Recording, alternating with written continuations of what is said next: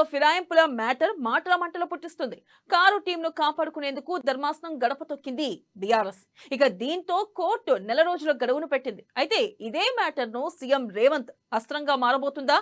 ఉప ఎన్నికలు వచ్చినా ఉప ఎన్నిక రాకపోయినా తనకు ప్లస్ అయ్యేలా వ్యూహాలు గీశారా? కమలం చేతిలో కారు పార్టీని సీఎం ఇరికించేశారా? ఎలా చూసినా తాను సేఫ్ జోన్ లోకి వెళ్లేలా పథకాలు రచించారా?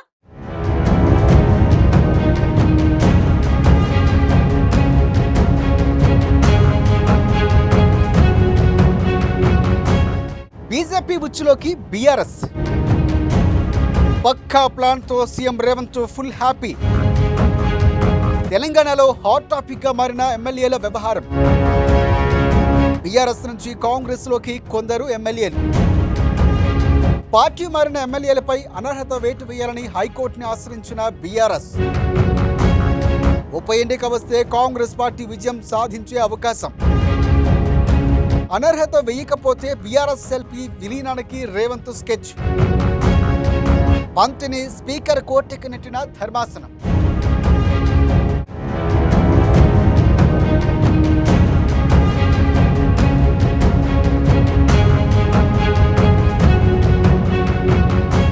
తెలంగాణలో ఇప్పుడు పార్టీ మారిన ఎమ్మెల్యేల వ్యవహారం హాట్ టాపిక్ గా మారింది.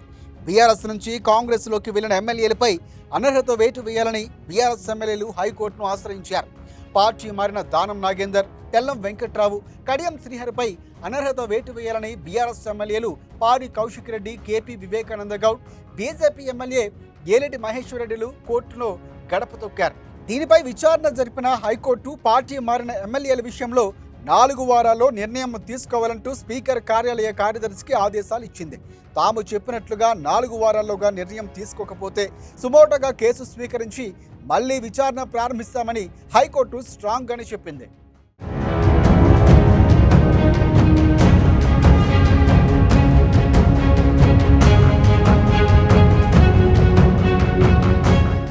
స్పీకర్ అనర్హత వేటు వేసినా లేదు, వెయ్యలేదంటే వారిపై అనర్హత పడినా అది కాంగ్రెస్కే లాభం చేకూర్చే అంశమవుతుంది. దీనిపై రేవంత్ లెక్కలు రేవంత్కు ఉన్నాయి. అనర్హత పడితే ఖచ్చితంగా ఉప ఎన్నికలకు వెళ్తే అందులో ఖచ్చితంగా కాంగ్రెస్ పార్టీ 3 స్థానాల్లో విజయం సాధించే అవకాశం స్పష్టంగా కనిపిస్తోంది. ఒకవేళ వారి మీద అనర్హత వేసినా మిగిలిన వారి మీద కూడా వెయ్యాలనే డిమాండ్ ఉంటుంది. అప్పుడు ఖచ్చితంగా కాంగ్రెస్ పార్టీ 6 స్థానాల్లో గెలిచే అవకాశం ఉండవచ్చు. దానం నాగేందర్, అరికెప్పుడు గాంధీ, పోచారం శ్రీనివాసరెడ్డి, తెల్లం వెంకట్రావు, కడియం శ్రీహరి ఖచ్చితంగా గెలిచే సీట్లు. ఇప్పుడు బీఆర్ఎస్కు ఉన్న కొన్ని అవసరాలతో బీజేపీకి ఎదురు వెళ్లే అవకాశాలు కూడా చాలా తక్కువ.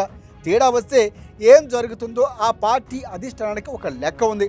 కాబట్టి మిగిలిన స్థానాల్లో బీజేపీ గురిపెట్టి కొట్టవచ్చు.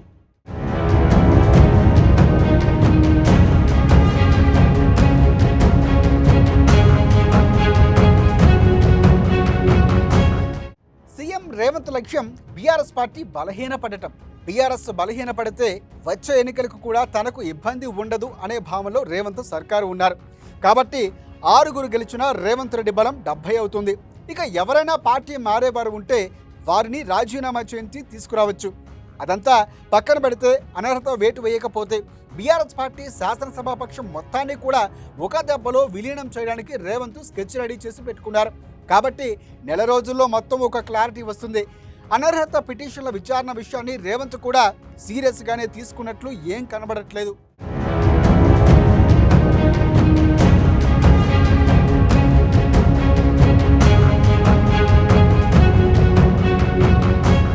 ఒకవేళ తెలంగాణ హైకోర్టు అనర్హత వేస్తే కేంద్రంలో ఉన్న బీజేపీ పలు రాష్ట్రాల్లో చేసిన చర్యలపై బాధిత పార్టీలు కోర్టుకు వెళ్లే అవకాశం కూడా ఉండవచ్చు.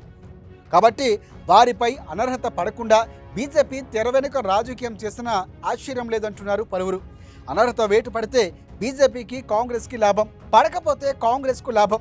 ఒకవేళ పడకపోతే బీజేపీ కూడా కొందరు ఎమ్మెల్యేలు తీసుకోవచ్చు. ప్రతిపక్ష హోదాలో ఉండే సూచనలు కూడా ఉన్నాయి. ఈ విషయంలో హైకోర్టు నిర్ణయం తీసుకోకుండా పంతిని స్పీకర్ కోర్టుకి నెట్టింది. కాబట్టి ఏం జరుగుతుందనేది చూడాలి మరి.